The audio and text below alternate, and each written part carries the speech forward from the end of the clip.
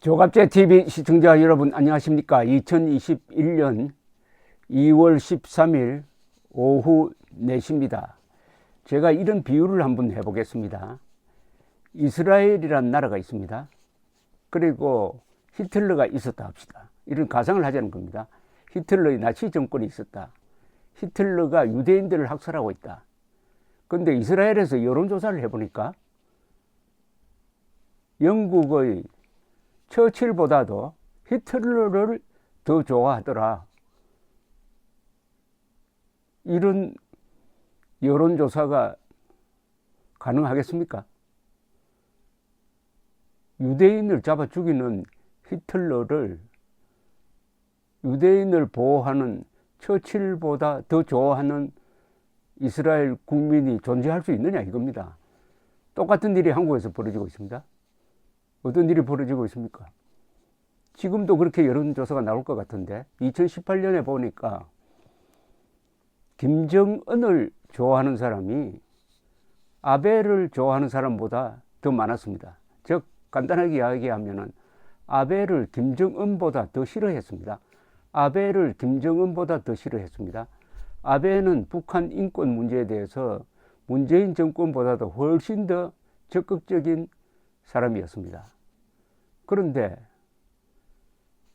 북한 동포를 노예 상태로 밀어넣은 김정은을 북한 동포를 생각하는 아베보다 더 좋아했다. 그럼 이런 국민이 과연 민주주의와 인권을 지킬 수 있겠느냐 하는 근본적 의문이 생깁니다.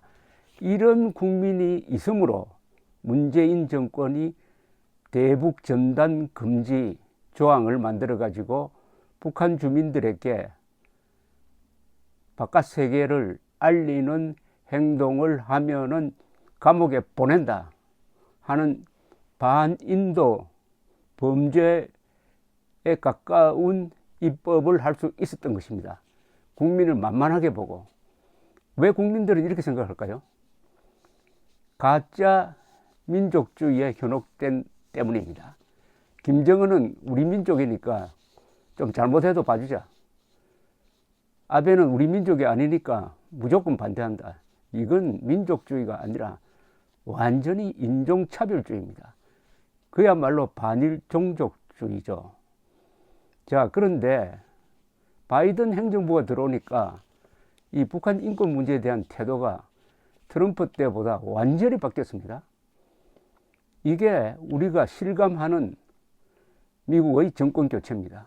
트럼프는 북한 인권 문제에 대해서 초기에는 좀 관심을 가진 듯 하더니 나중에 김정은과 쇼를 하고 나서는 완전히 내팽개 쳐버렸습니다. 북한 인권 특사까지도 임명하지 않고 공석으로 내버려 두었습니다. 바이든 행정부가 딱 들어서니까 바이든 행정부, 특히 국무부의 진용이 북한 인권 문제에 대해서 상당한 식견이 있는 사람들로 딱 구성이 되니까 무슨 일이 일어났느냐 하면은 이런 일이 일어났습니다. 지난 9일 대북 전단을 보내는데 앞장서 온 탈북자 출신 박상학 씨가 미국 국무부를 방문을 했어요. 아주 고위 관리를 만났습니다. 스캇 버스비 국무부 민주주의 인권 노동 담당 부차관보를 만나 가지고 대북 전단 금지법, 정식 명칭은 남북관계 발전법이죠. 이게 완전히 거짓말법입니다. 남북관계 발전법이라는 것은 북한 주민들을 발전시켜야 되는데 김정은 보호법이죠. 이것을 논의했다는 이야기가 나왔는데 여기에 대해서 자유아시아 방송이 논평을 요구를 했더니 이런 논평이 나왔습니다. 미국 국무부 대변인은 RFA 자유아시아 방송에 대해서 북한 주민들의 정보 접근을 촉진하기 위하여 비영리 단체 및 다른 국가의 동반자 단체들과 계속 협력해 나가고 있다. 그런 차원에서 박상학 자유북한운동연합 대표를 만났다. 이거는 문재인, 정의용, 이인영 같은 사람의 뺨을 때리는 겁니다. 서훈 안보실장도 마찬가지죠. 당신들은 반인도 범죄자 동조 세력 아니냐. 그러나 미국은 당신들이 탄압하는 탈북자와 직접 소통하겠다. 여기에 대해서 한국 정부가 아마 속이 뒤집어질 것 같지만은 여기에 대해서 무슨 말을 하겠습니까? 국무부 대변인은 논의의 구체적인 내용은 언급할 수 없다. 북한으로의 자유로운 정보 유입을 정대하는 것은 미국의 우선순위 사안이다. 정보의 보급은 북한 정권이 통제하지 않는 사실 기반의 정보에, 그러니까 거짓 정보죠. 거짓 정보에 북한 주민들이 그러니까 이런 뜻입니다. 정보의 보급은 북한 정권이 통제하지 않는 사실 기반의 정보에 북한 주민들이 접근하는 데 중요하다. 좀 어렵게 이야기했는데, 이 대북 전단을 통해서 북한에 정보를 보내는 것은 북한 정권이 통제하지 않는 정보를 주민들에게 직접 전달해 준다는 의미에서 좋은 역할을 한다 하는 이런 뜻입니다. 국무부 대변인은 이어서 세계적 정책으로서 우리는 인권 보호와 기본적인 자유를 옹호한다. 북한으로의 자유로운 정보 유입을 위한 활동을 지속하고 있다고 덧붙였습니다. 간단하게 이야기하면 문재인 정권이 김정은의 비위를 맞춰주기 위해서 반북단체, 탈북단체의 표현의 자유를 제한하는 것은 우리는 묵과할 수 없다. 이런 이야기죠. 이런 생각을 가진 사람 중에 하나가 정박이라는 분입니다. 한국계 미국인인데 CIA에서 대북 분석관으로 오랫동안 일한 사람이 또 부차관보로 들어갔습니다. 국무부에.